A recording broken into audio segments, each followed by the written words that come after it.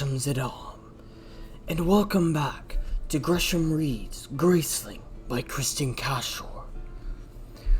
So, the last time, Katsa and Bitterblue had left Poe behind in the cabin and had made their way up to the mountains. Whilst traveling upwards, Katsa had discovered a potential way they could cross the Monsian Sundaran border undetected.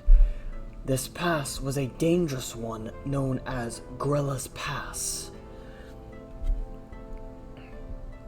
On Grella's Pass, at least in the beginning area of it, Katsa was attacked and managed to take down a mountain lion. The hide and flesh of which she had brought back to the cave to be used for food and potentially for protection for Bitterblue.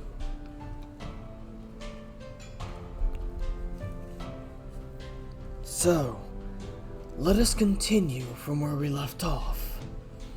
Also, if you do enjoy the content actually, I should say if you enjoy this video and the story so far, feel free to leave a like. Anyways, let us begin. Chapter 30. The girl was exhausted, warmer now in the hide of the cat, but exhausted. It was the never-ending upward trudge, and the stones that slid under her feet, pulling her back when she tried to go forward. It was the steep slope of rock that she couldn't climb unless Katsa pushed her from behind. And it was the hopeless knowledge that at the top of this slope was another just as steep, or another river of stones that would slide down while she tried to climb up. It was the snow that soaked her boots and the wind that worked its way under the edges of her clothing. And it was the wolves and cats that always appeared so suddenly, spitting and roaring, tearing toward them across rocks. Katsa was quick with her bow. The creatures were always dead before they were within range, sometimes before Bitterblue was even aware of their presence. But Katsa saw how long it took Bitterblue's breath to calm and grow even again after each yowling attack. And she knew that the girl's tiredness stemmed not only from physical exertion, but from fear. Katsa almost couldn't bear to slow their pace even more. Good lord, my voice just cracked. That was odd.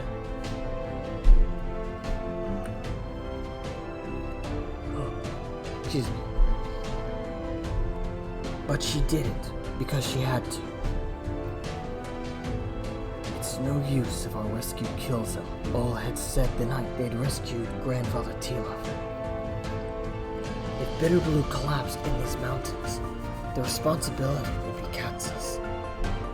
It snowed hard now, almost constantly, and so now when it snowed they kept moving.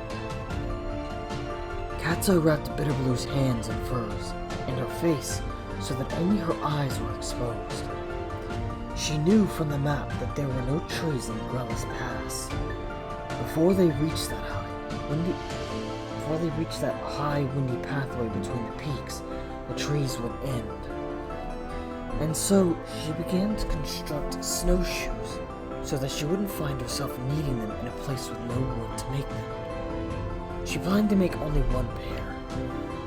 She didn't know what terrain they would find in the pass, but she had an idea of the wind and the cold. It wouldn't be the place to move slowly unless they wanted to freeze to death. She guessed she would be carrying the child. At night, Bitterblue sank immediately into an exhausted sleep, whimpering sometimes as if she were having bad dreams.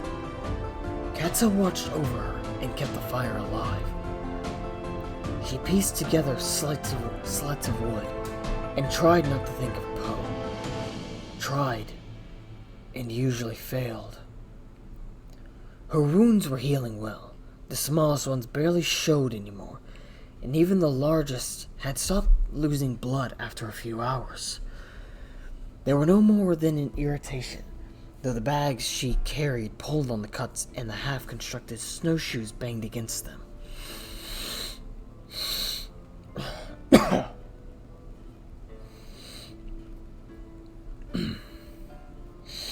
Her shoulder and her breast protested a bit every time her hand flew to the quiver on her back, the quiver she'd fashioned with a bit of saddle leather. She would have scars on her shoulder and her breast, possibly on her thighs, but they would be the only marks the cat left on her body. She would make some sort of halter next, when she was done with the snowshoes, in anticipation of carrying the child. Some arrangement of straps and ties made from the horse's gear, so that if she must carry Bitterblue, her arms would be free to use the bow. And perhaps a coat for herself now that Bitterblue was warmer. A coat from the next wolf or mountain lion they encountered. And every night, with the fire stoked and her work done, and thoughts of Poe so close she couldn't escape them, she curled up against Bitterblue and gave herself a few hours' sleep. When Katsa found that she was shivering herself to sleep at night, wrapping her own head and neck with furs, and then stamping the numbness out of her feet, she thought they must be near Grellis Pass.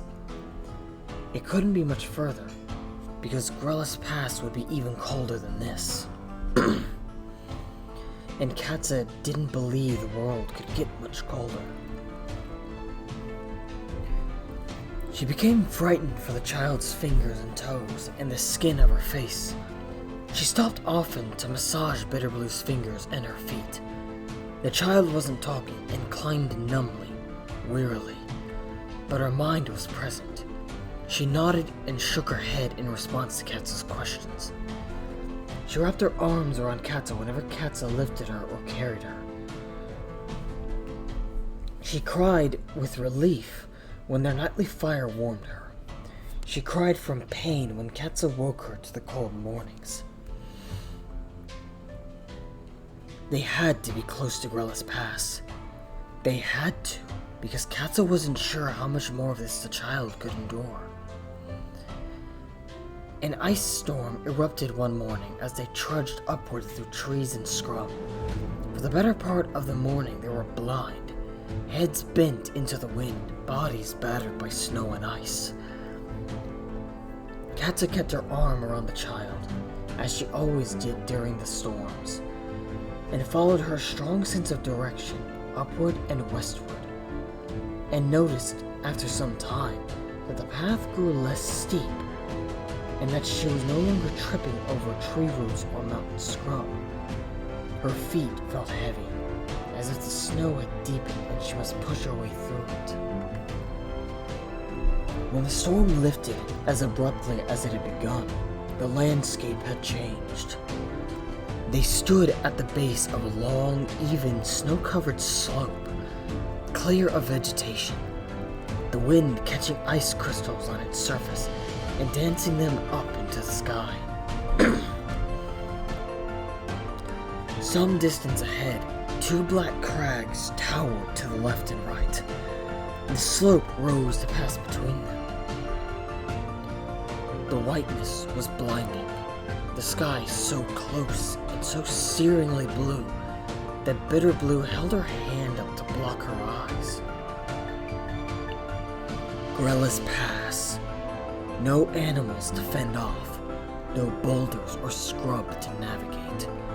Only a simple rising length of clean snow for them to walk across, right over the mountain range and down into Sunder. It almost looked peaceful. A warning began to buzz, and then clamor in Katsa's mind. she watched the swirls of snow that whipped along the pass's surface. For one thing, it would be a greater distance than it looked. For another, there would be no shelter from the wind, nor would it be as smooth as it seemed from here, with the sun shining on it directly. And if it stormed, or rather, when it stormed, it would be weather befitting these mountaintops, where no living thing survived, and all that had any hope of lasting was rock or ice. Katsa wiped away the snow that clung to the girl's furs. She broke pieces of ice that had from the wrapping around Bitterblue's face. She unslung the snowshoes from her back and stepped into them, wrapped the straps around her feet and ankles, and bound them tightly.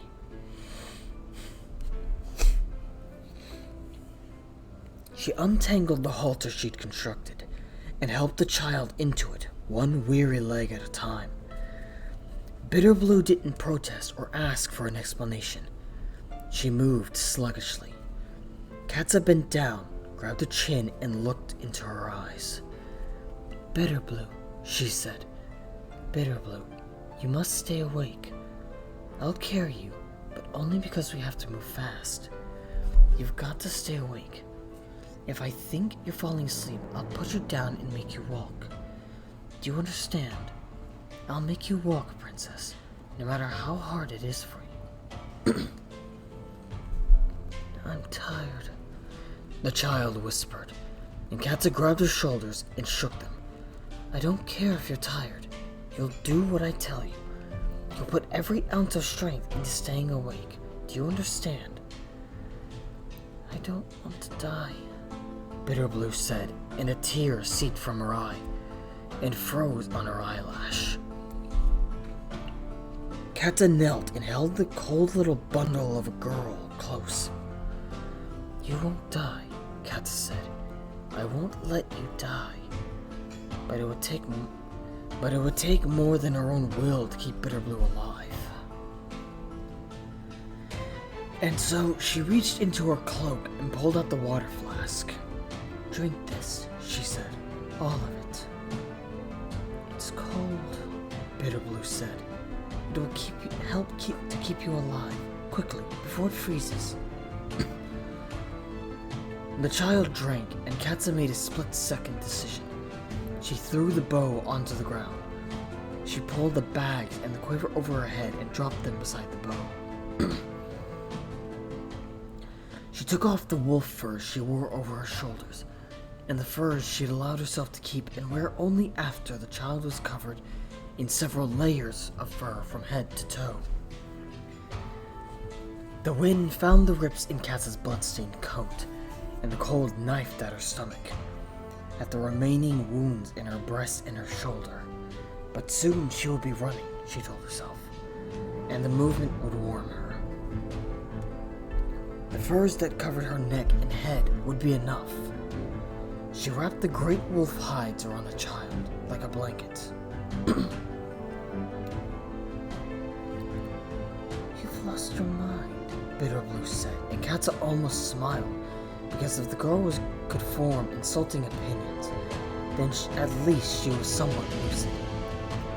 "I'm about to engage in some very serious exercise," Katsa said. "I wouldn't want to overheat. Give me that flask, child." Katsa bent down and filled the flask with snow. Then she fastened it closed and buried it inside Bitterblue's coats. "You'll have to carry it," she said, "if it's not to freeze."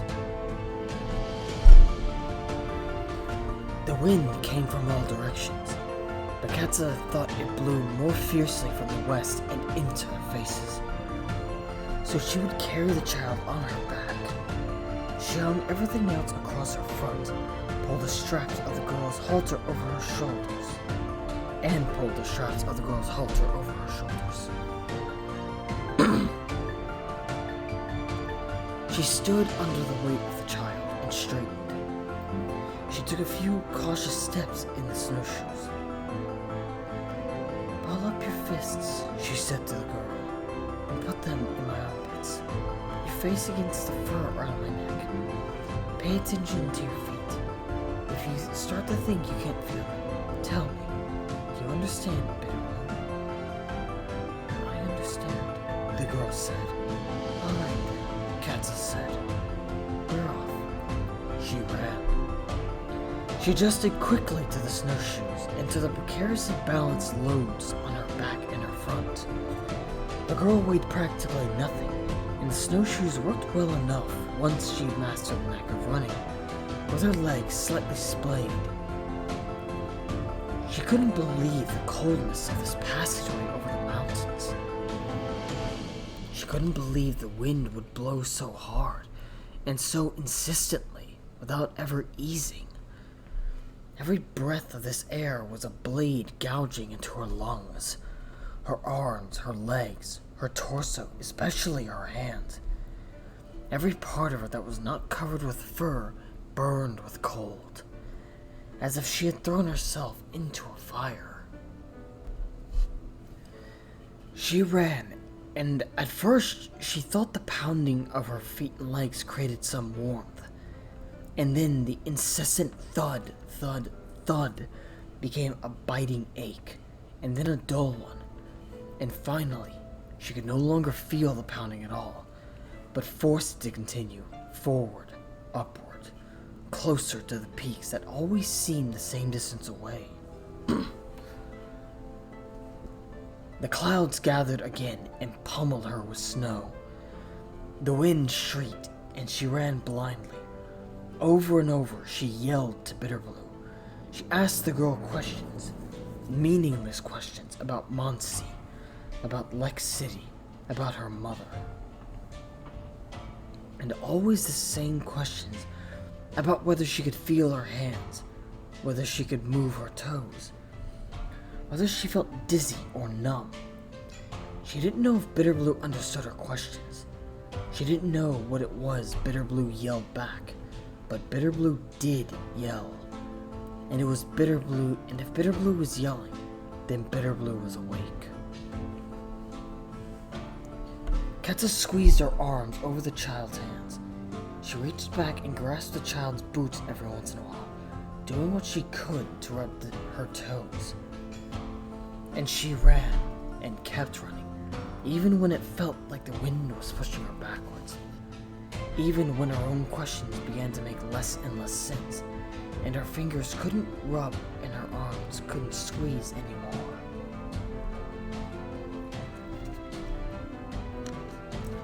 Eventually, she was conscious of only two things: the girl's voice, which continued in her ear, and the slope before them that she had to keep running up.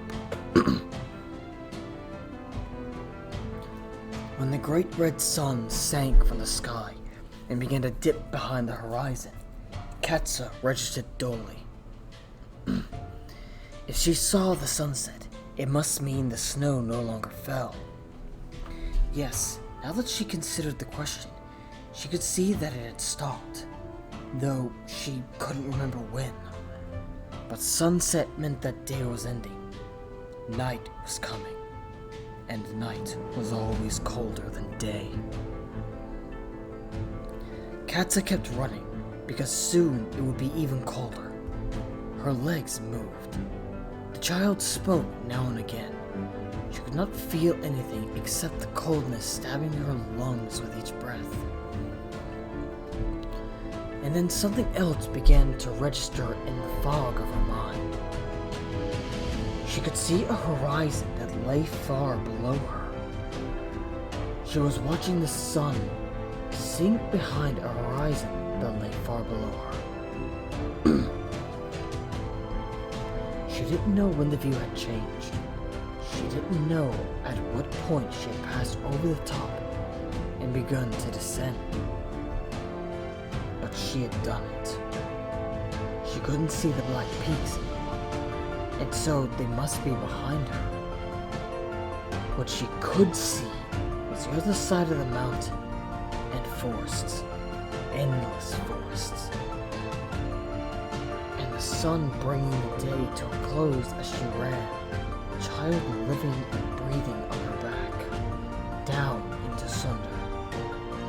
And not too far ahead of her, the end of this snowy slope, and the beginning of trees and scrub, and a downhill climb that would be so much easier for the child than the uphill climb had been. She noticed the shivering there. The violent shivering and panic consumed her, racked her dull mind awake. The child must not sicken now, not now that they were so close to safety. She reached back and grabbed Bitterblue's boots. She screamed her name. But then she heard Bitterblue's voice, crying something in her ear. And she felt the girl's arms snake around her front and hold her tight. The line below her breasts, where Bitterblue's arms encircled her, felt different suddenly. Warm. Oddly warm. Katsa heard her own teeth chattering. She realized that it was not the girl who shivered. It was herself. She found herself laughing, though nothing was funny. If she couldn't even keep herself alive, there was no hope for the child. She shouldn't have let this happen. She had been mad to bring them into Sunder this way. She thought of her hands and held them up to her face. She opened her fingers and forced them to open, and cursed herself when she saw her white fingertips.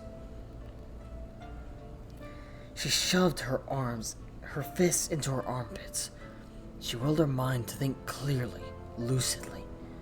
She was cold, too cold. She must get them to the place where the trees started, so that they could have firewood in protection from the wind. She must start a fire. Get to that place and start a fire, and keep the child alive. Those are her needs. Those are her ends. And she would keep those thoughts in her head as she ran. By the time they reached the trees, Bitterblue was whimpering from numbness and cold. But when Katsa collapsed to her knees, the girl unwound herself from the halter. She fumbled to remove the wolf furs from her own back and wrapped them around Katsa's body. Then she knelt before Katsa and tugged at the straps of the snowshoes with her chapped, bleeding fingers. Katsa roused herself and helped with the straps. She crawled out of the snowshoes and flung off the bags, quiver, the halter, and the bow. Firewood, Katsa said. Firewood.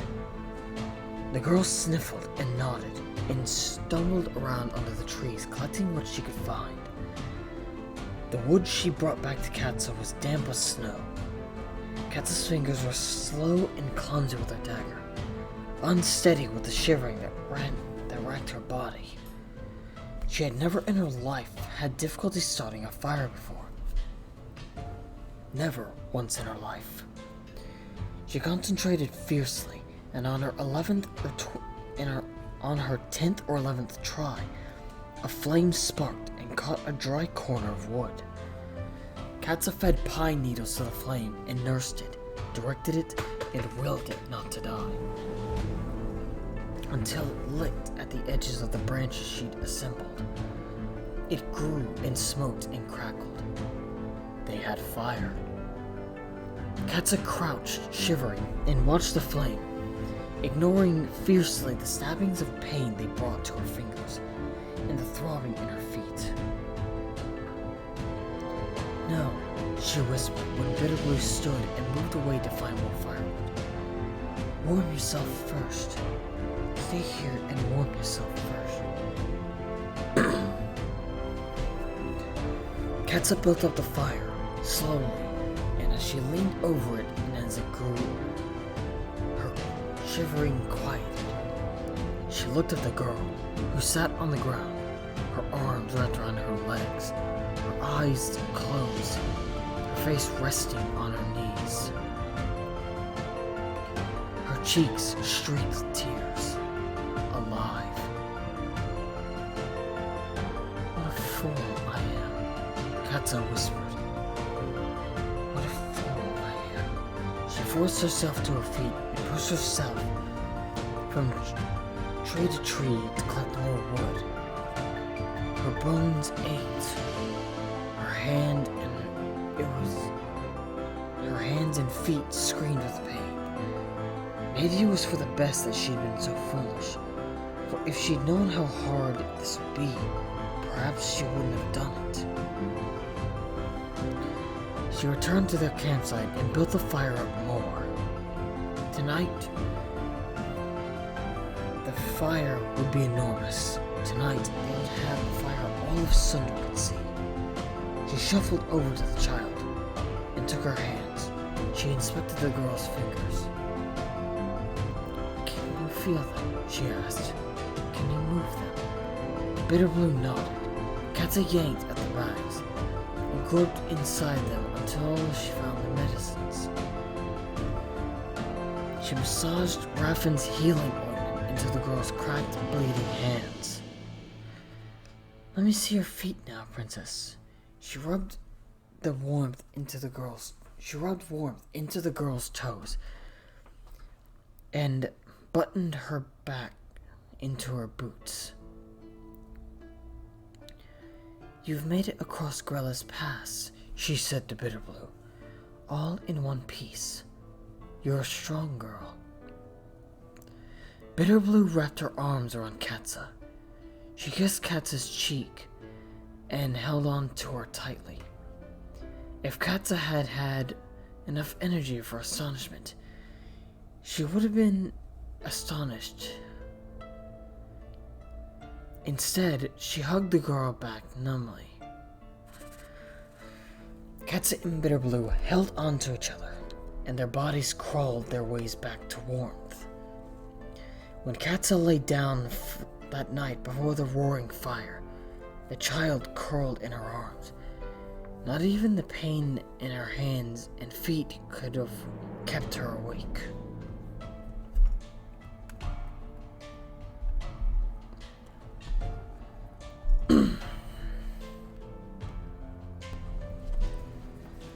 Well, that was certainly interesting. And now it seems that we are on to part 3 of this interesting story. The Shifting World. Chapter 31 seems short enough, so let us continue. Chapter 31. The inn sat in what passed for a clearing here in the south of Sunder, but would have been called a forest anywhere else. There was space between oaks and maples for the inn, a stable, a barn, and a patch of garden, and enough open sky to allow sunlight to flicker down and reflect the surrounding trees in the windows of the buildings. The inn wasn't busy, though neither was it empty. Traffic through Sunder was always steady, even at winter's outset. Even at the edge of the mountains, cart horses labored northward, pulling barrels of Monsian cider, or the wood of Sunder's fine forests, or the ice of Sunder's eastern mountains. Merchants bore Lienid tomatoes, grapes, apricots, Lienid jewelry and ornaments, and fish found only in Lienid seas, north from the Sunder and port cities, up into the Midlands, to Wester, Nander, and Estil. And southward from those same kingdoms came freshwater fish, grains and hay, corn, potatoes, carrots, all things a people who live in the forest want, and herbs and apples and pears, and horses to be loaded onto ships and transported to Lienid and Monsey. A merchant stood now in the yard of the inn, beside a cart stacked high with barrels. He stamped his feet and blew into his hands. The barrels were unmarked and the merchant nondescript, his coat and boots plain, None of his 6 horses were bearing a brand or ornament, indicating from which kingdom they came. The innkeeper burst into the yard with his son, gesturing to them and to the horses. He yelled something to the merchant, and his breath froze in the air. The merchant called back, but not loudly enough to carry to the thick stand of trees outside the clearing, where Katsa and Bitterblue crouched, watching. "He's likely to be nuts," Bitterblue whispered, coming up from the port and making his way through Sunder. "His cart is very full.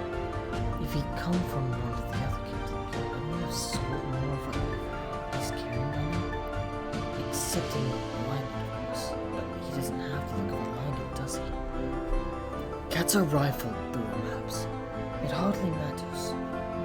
Even if we determine he's from Nanda or Wester, we don't know who else is at the inn, or who else is likely to arrive. We can't risk it, not until we know whether one of your father's stories has spread into Sunder. We are weeks in the mountains, child. We have no idea what these people have heard."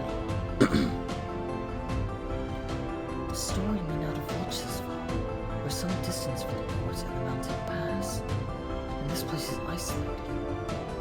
"True," Katsa said, "but we don't want to provide them with a story either, to spread up to the mountain pass or down to the ports. The less Lake knows where we've been, the better. But in that case, no inn will be safe. We'll have to get ourselves from here to Lienid without anyone seeing us." Katsa examined her maps and didn't answer. "Unless you're planning to kill everyone we see," Bitterblue grumbled. "Oh, Katsa, look. That girl is carrying eggs. I'll kill for an egg." Katsa glanced up to see the girl, bareheaded and shivering, scuttling from barn to inn with a basket of eggs hung over one arm. The innkeeper gestured to her and called out. The girl set the basket at the base of an enormous tree and hurried over to him. He and the merchant handed her bag after bag, and she slung them over her back and shoulders, until Katsa could barely see her anymore for the bags that covered her. She staggered into the inn. She came out again, and they loaded her down again. Katsa counted the scattered trees that stood between her and between their hiding place and the basket of eggs. She glanced at the frozen remains of the vegetable garden. Then she shuffled through the maps again and grabbed a hold of the list of council contacts in Sunder. She flattened the page onto her lap. "I know where we are," Katsa said. "There's a town not far from here, perhaps 2 days' walk. According to Raffin, a storekeeper there is friendly to the council. I think we might go there safely." "Just because he's friendly to the council doesn't mean he'll be able to see through whatever story likes spreading." "True," Katsa said, "but we need clothing and information, and you need a hot bath. If we could get to Lienid without encountering anyone, we would, but it's impossible. If we must trust someone, I'd prefer it to be a council sympathizer." Bitterblue scowled. "You need a hot bath as much as I do." Katsa grinned. "I need a bath as much as you do. Mine doesn't have to be hot. I'm not going to stick you into some half-frozen pond to sicken and die after all you've survived." "No, child," Katsa said as the merchant and innkeeper shouldered bags of their own and headed for the inn's entrance. "Don't move until I get back." Where Bitterblue began, but Katsa was already flying from tree to tree, hiding behind one massive trunk and then another, peeking out to watch the windows and doors of the inn. When moments later Katsa and Bitterblue resumed their trek through the Sundaran forest, Katsa had 4 eggs inside her sleeve and a frozen pumpkin on her shoulder. Their dinner that night had the air of a celebration. There wasn't much Katsa could do about her appearance, or Bitterblue's when it came to knock on the shopkeeper's door. Other than clean the dirt and grime as best she could from their faces, manhandle Bitterblue's tangle of hair into some semblance of a braid and wait for darkness. And wait until darkness fell.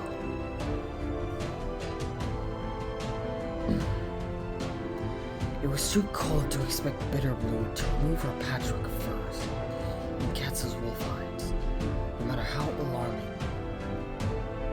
or less appalling than the stained, tattered coat they hid.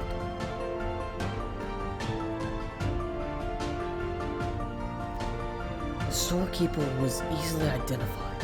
His building was the largest and busiest in the town, save the inn. He was a man of average height and average build, had a sturdy, no-nonsense wife and an inordinate number of children, who seemed to run the gamut from infancy to Katsa's age and older. Or so Katsa gathered, as she and Bitterblue passed their time among the trees at the edge of the town waiting for night to fall. His store was sizable, and the brown house that rose above and behind it enormous. As it would have to be, Katsa thought, to contain so many children.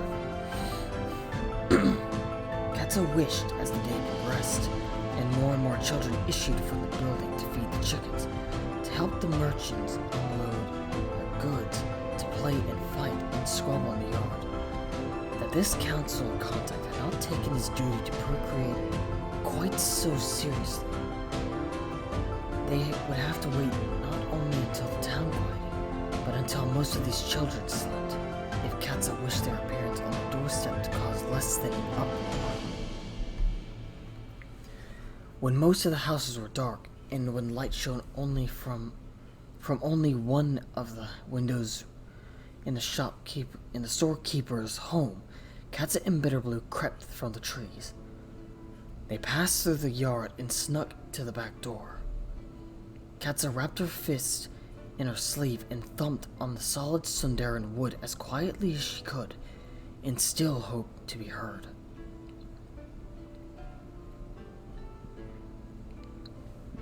After a moment, the light in the window shifted. Then another moment, the door was pushed open a crack, and the storekeeper peered out at them, a candle in his hand. He looked them up and down, two slight, furry figures on his doorstep, and kept a firm grip on the door handle. If it's food you want or beds, you'll find the inn at the head of the road. Katsa's first question was the most risky, and she steeled herself against the answer. It's information we seek. Have you heard any news of Muncie? Nothing for months. We hear little of Muncie in this corner of the woods. Katsa released her breath. Hold your light to my face, storekeeper. The man grunted. He extended his arm through the crack in the door and held the candle to Katsa's face. His eyes narrowed, then widened, and his entire manner changed. In an instant, he'd opened the door, shuffled them through, and thrown the latch behind them. Forgive me, my lady. He gestured to the table and began to pull out chairs. Please, sit down. Marta, he called into an adjacent room.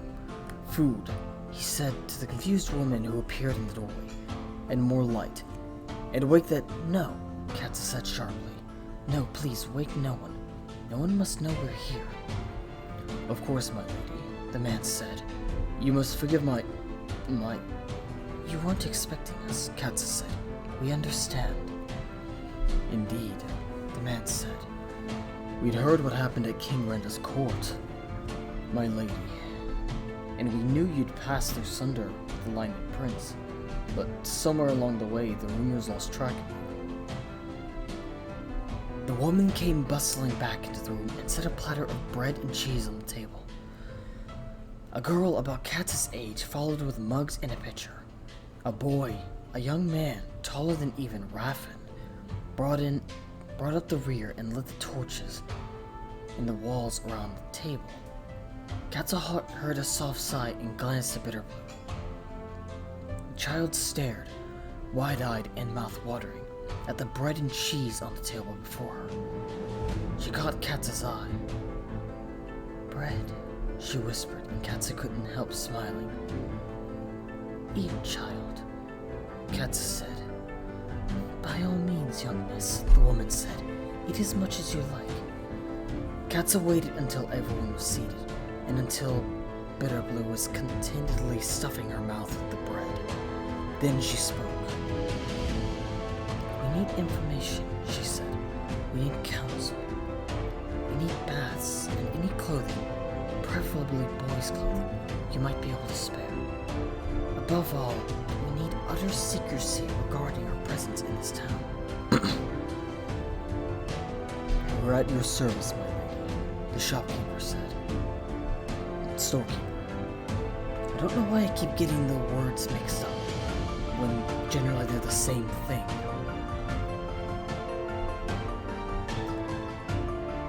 "We have enough clothing in this house to dress an army," his wife said. "And any supplies you'll need in the store. And a horse, I warrant, if you're wanted. You can be sure we'll keep quiet, my lady. We know what you've done with your counsel, and we'll do for you whatever we can." "We thank you." "What information do you seek, my lady?" the storekeeper asked. "We've heard very little from any of the kingdoms." Katsa's eyes rested on Bitterblue, who tore into the bread and cheese like a wild thing. "Slowly, child," she said absently. She rubbed her head and considered how much to tell the Sundarin family. Some things they needed to know, and certainly the one thing most likely to combat the influence of whatever deception Lex spread next was the truth. "We come from Muncie," Katsa said. "We crossed the mountains through Grellis Pass." This was met with silence and a widening of eyes. Katsa sighed. "If that's hard for you to believe," she said, "you'll find the rest of our story no less incredible. Truly, I'm unsure where to start." "Start with Lex Grace," Bitterblue said, around her mouth full of bread. Katsa watched the child lick crumbs from her fingers. Bitterblue looked as if she were approaching a state of rapture that even the story of her father's treachery couldn't disturb. "Very well," Katsa said. "We'll start with Lex Grace." Katsa took not one bath that night, but two. The first to loosen the dirt and peel off the top layer of grime. The second to become truly clean. The storekeeper, his wife, and his two eldest children moved quietly and efficiently, drawing water, heating water, emptying the tub, and burning their old tattered garments, producing new clothing, boys' clothing, and fitting it to their guests, gathering hats, coats, scarves, and gloves from their own cabinets and from the store, cutting Bitterblue's hair to the length of a boy's, and trimming Katsa so it lay close to her scalp again. The sensation of cleanliness was astonishing. Katsa couldn't count the number of times she heard Bitterblue's quiet sigh, a sigh at being warm and clean, at washing oneself with soap, and at the taste of bread in one's mouth, and the feeling of bread in one's stomach. "I'm afraid we won't get much sleep tonight, child," Katsa said. "We must leave this house before the rest of the family wakes in the morning."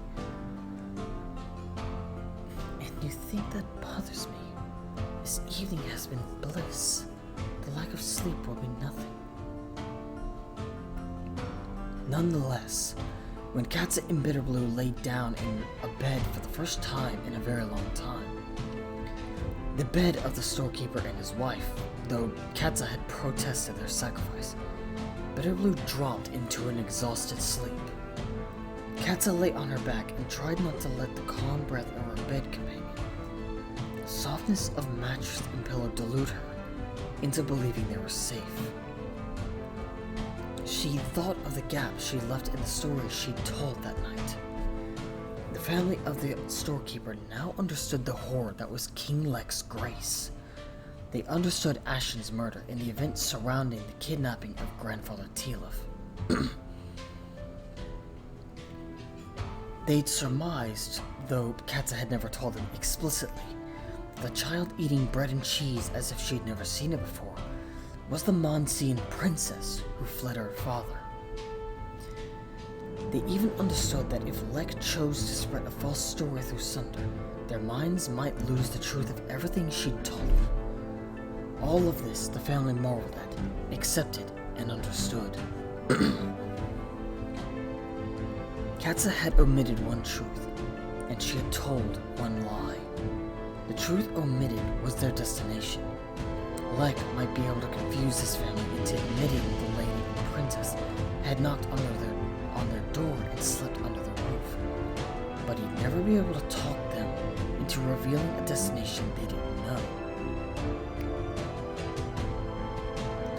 The lie told was that the Lienid prince was dead, killed by Lek's guards when he tried to murder the Monsian king. Katsa supposed this lie was a waste of her breath. The opportunity for the family to speak of it would never arise. But when she could, she would make Poe out to be dead. The more people who thought him dead, the fewer people would think to seek him out and do him harm.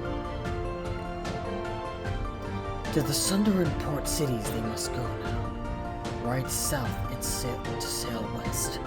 But her thoughts, as she lay beside the sleeping princess, tended east, to a cabin beside a waterfall, and north, to a workroom in a castle and a figure bent over a book, a beaker, or a fire.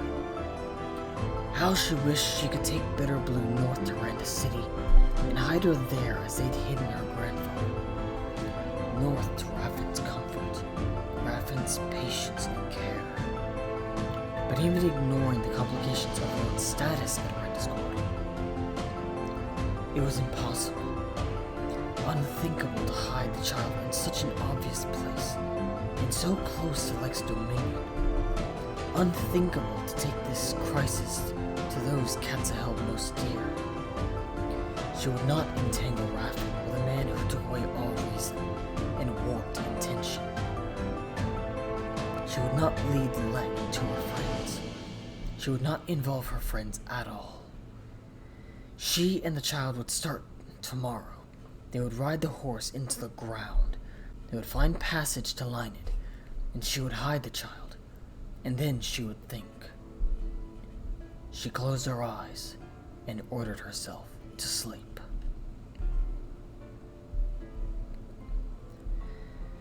Well, that consists of chapters 30 and 31 of this brilliant story.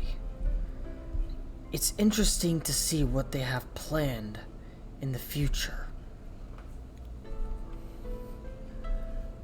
So, I believe I will call it here.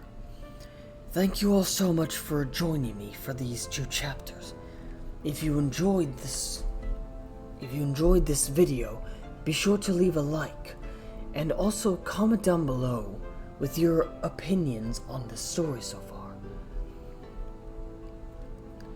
I feel we do not have too much longer before the climax of this story makes its way.